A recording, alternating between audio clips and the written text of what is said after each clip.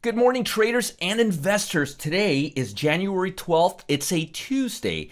It's the second week of 2021. What do I always say? Let's get into it right now. Mildly higher. That's where the markets are. S&P's up 8. NASDAQ is up 23. Future months are up a little higher. Dow futures are up about 68. Markets are, they can kind of go up or down. There's really not much data till end of the week.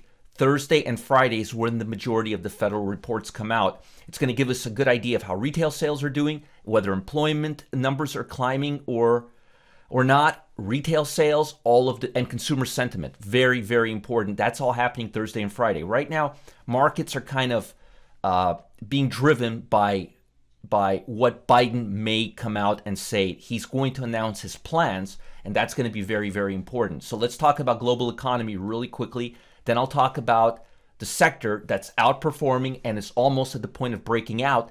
And then I'm going to give you three, not one, not two, but three hot stocks in that sector. So investors are waiting for details of Joe Biden's promised economic stimulus plan. I can't wait to hear what he's got in store. I'm very excited about this, hoping it's going to cause a good impact on the stock market. Biden promised to announce details this week of the plan he will propose after he takes office January 20th. Just to give you guys some feedback, usually these plans involve infrastructure. Typically, presidents, when they come into the White House, they start out really, think of it as a pyramid. They think really broadly, and then they kind of narrow everything in and shape everything in. So he's thinking foundationally. So this will give us a good idea of what he's thinking.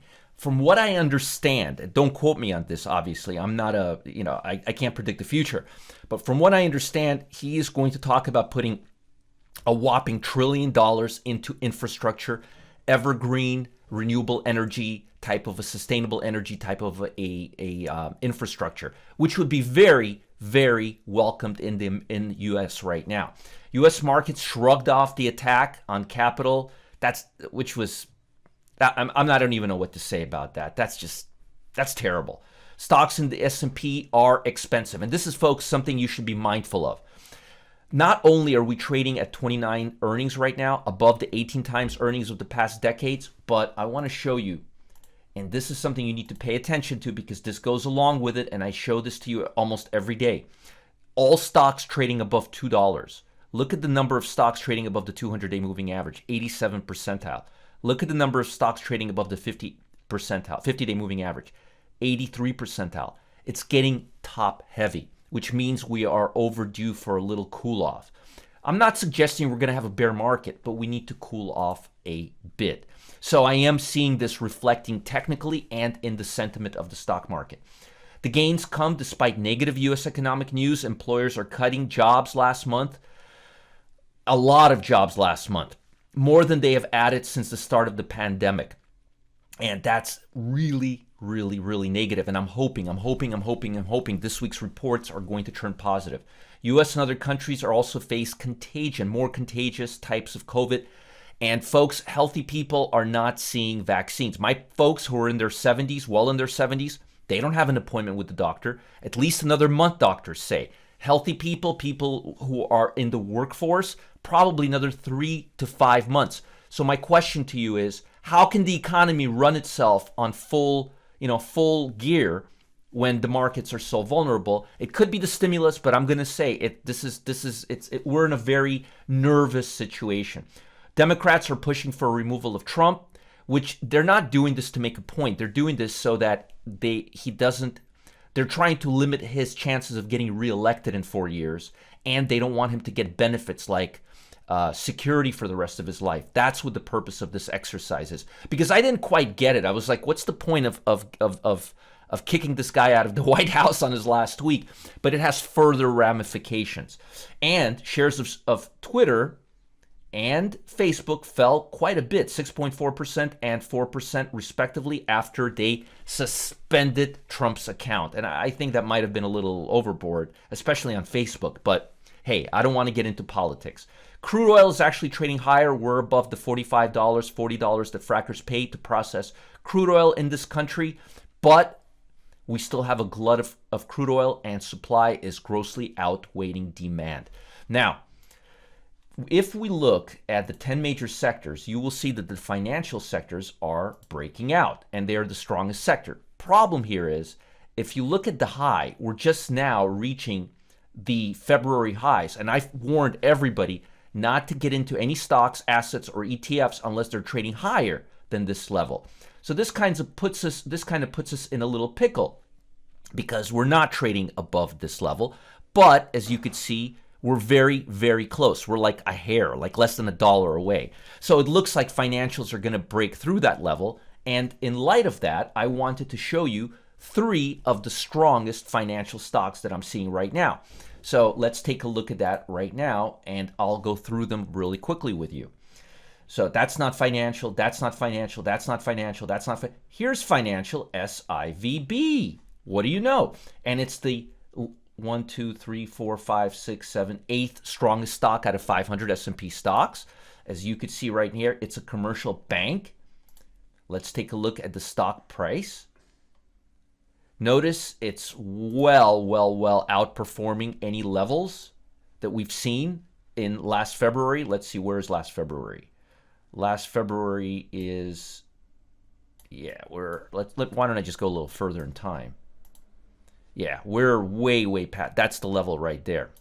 So that's the February level. That's where this stock is level. It was at 260. Now it's at 430. It's safe to say it's past that level. This is one of the strongest financial stocks right now. And if you look at the profile of the stock, you will see financial services, bank holding, financial holding company, offers diverse set of banking, financial, mostly for, I'm going to tell you right now, they deal mostly with non-business entities. Look at the 5-year return, 350%, 1-year return, 72% for a bank, So I like this stock quite a bit. SIVB. You may want to wait for a pullback to the 390 level, but I like this stock a lot. Let's go further on our list. We go further. That's our first financial. Let's go further. Discover Financial Services. My oh my. I've only been talking about this stock for the last 7 months. Why? Because it doesn't have exposure to businesses. It only has exposures to consumers. Unlike American Express, unlike Visa and MasterCard, it has exposure to only consumers and not businesses, which makes it valuable because right now businesses are. That's why airlines are not in a good shape, because 70% of all the money that comes into airlines is from businesses, business travel. So this doesn't have any business expenses. It's all people, individuals. Not only are people dying for credit right now, they're paying it back because there's no other way and other cards aren't dealing with them. So Discover is a safety net right now for a lot of people.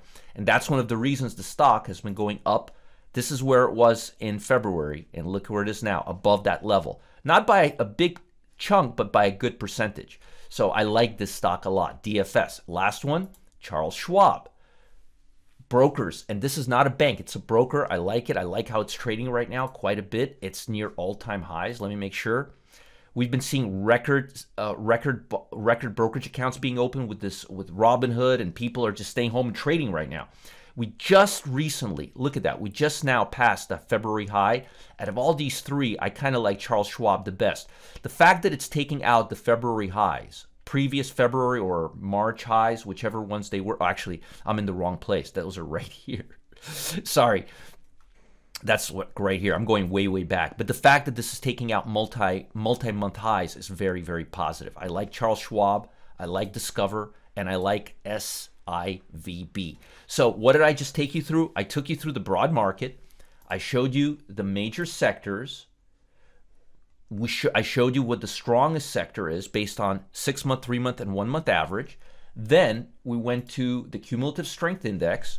We organized it in order, and I started going down and finding the 3 financial stocks in the order. And as you can see them here, here's SIVB, here is Discover, and here's Charles Schwab.